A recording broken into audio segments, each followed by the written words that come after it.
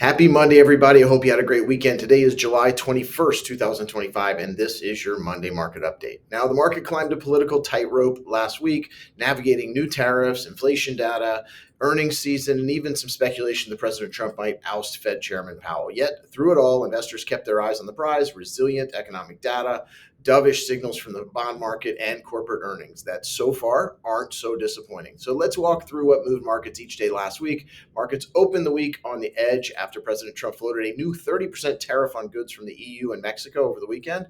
The S&P 500 gapped lower at the open, briefly approaching last week's low near 6240, as concerns about the trade war escalations resurfaced. But as the session unfolded, markets shook off the jitters. Investors began looking ahead to Tuesday's CPI report and the unofficial launch of Q2 earnings season. Hopes for last-minute trade deals were bolstered by Trump's own optimistic comments, helping equities regain their footing by mid-afternoon. The Dow closed up 1/4%, S&P 500 up just a little less than 1/4%, and the Nasdaq up 1/4%. Technical support levels held, and buyers stepped in just enough to nudge markets higher, setting the stage for a much busier Tuesday. Markets were greeted on Tuesday with mixed but Goldilocks inflation report.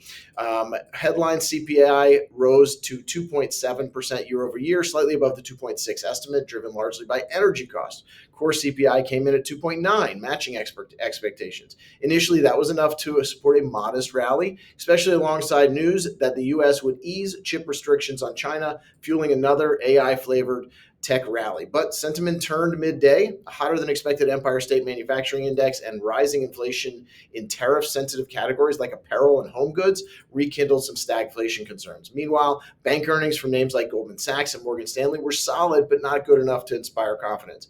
Add in some more jawboning from Trump calling for a 3-point rate cut, and stocks gave back their gains. The Dow was down nearly 1%, S&P 500 down almost 0.5%, the Nasdaq was up just under 1/4%, just bucking that trend a little bit. Behind the scenes, bond yields did tick higher, and traders began repricing the odds of a Fed rate cut in September. Wednesday began quietly, but by late morning, headlines broke that President Trump had circulated a draft letter to fire Fed Chair Jerome Powell. Now that, of course, that news rattled markets. The S&P 500 dropped sharply. The dollar fell. Gold surged on safe haven buying. The bond market reaction was especially telling. The 2-year yield fell on expectations of a looser policy, while the 30-year yield spiked on inflation fears, creating that sharp twist steeper in the curve. Traders were suddenly contemplating what a politically compromised Fed might mean for long-term inflation. By the afternoon, Trump walked back that speculation, saying Powell's removal was highly unlikely. That cooled the panic, and stocks rallied hard into the close. The Dow was up 0.5%, S&P 500 up 1/3%, and the Nasdaq was up 1/4%. Tech showed surprising resilience despite ASML's disappointing guidance, and real estate stocks rose as yields stabilized. Gold closed back over the 3350 mark on growing fears of Fed interference. Markets came out of the gate strong on Thursday as a wave of positive economic data confirmed the soft landing narrative. Retail sales surged about up 0.6% in June versus a 0.1% expected. Jobless claims fell to 221,000, but that continuing claims rose to levels not seen since late 2021. Corporate earnings added fuel to the fire with strong reports from Pepsi, GE, and Taiwan Semi. Small caps led the rally, signaling confidence in the broader economy, while tech rode the tailwinds from Taiwan Semi's upbeat AI chip guidance. Even a 93.5% tariff on Chinese battery materials announced midday failed to rattle the markets, proof of how earnings and economic strength can outweigh even aggressive trade headlines when sentiment is solid. The Dow closed up 0.5%, S&P up 0.5%, and the Nasdaq up nearly 0.75%. By the close, the S&P 500 broke to all new highs just shy of 6,300 after a volatile, heavy week. Friday was comparatively calm. Markets hovered near Thursday's highs as investors digested earnings and braced for the week ahead. Fed Governor Waller called for a 25 basis points cut in July, but markets interpreted it more as political maneuver, possibly setting himself up for Powell's job than a shift in actual Fed policy. Remember, I keep telling you, they keep floating this information to see what markets are going to say. A whole new twist to watch. Now, housing starts and sentiment data were mixed with no real surprises. The Dow was down 1/3%, S&P down 0.1%, and the Nasdaq was up just a tiny bit less than 0.1%.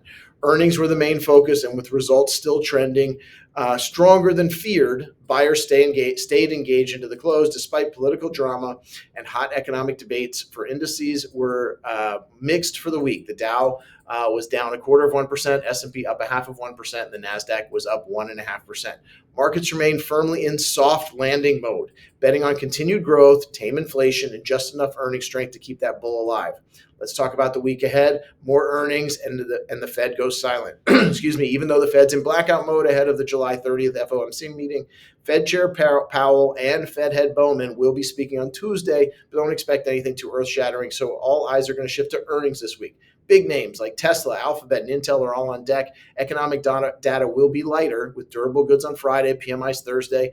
Watch for labor market news as always. Earnings are going to come fast and furious. 400 companies this week alone, 45 from the S&P 500, 6 from the Dow, and half of the Mag 7. Historically speaking, remember, earnings move markets in the long term. A couple of final observations I want to share. As I mentioned, Wednesday's market saw another V recovery based on nothing but words from the president.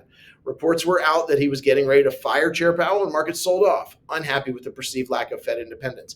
Then, soon thereafter, the president himself said that the firing was unlikely, and markets recovered immediately. Please keep in mind, I keep mentioning this because it is all noise, and our job continues to be listening to the signal and pulling it from the noise. It is harder and harder to do, especially in the day-to-day, but remember our goals. Those rarely depend on daily market moves. If you wonder who benefits from the whipsaw action, just to name one, Goldman Sachs just reported their best quarter of stock trading ever. And that comes courtesy of the trade war and volatility from 1600 Pennsylvania Avenue. Before we wrap up, if you think you know who's leading this market because you've heard today's video or the news from last week, the top sector performance going into last week, industrials up 14%, utilities number 2 up 10.5%, and infotech up about 10%. The bottom, consumer discretionary down 2%, healthcare down almost 1%, and real estate actually was up a little bit. I'm not sure, but I would guess that only a few of you would have guessed that old boring utilities were the second best performer this year. As I always say, stay alert for unexpected headlines and what has become an unusually headline sensitive market. Have a great week.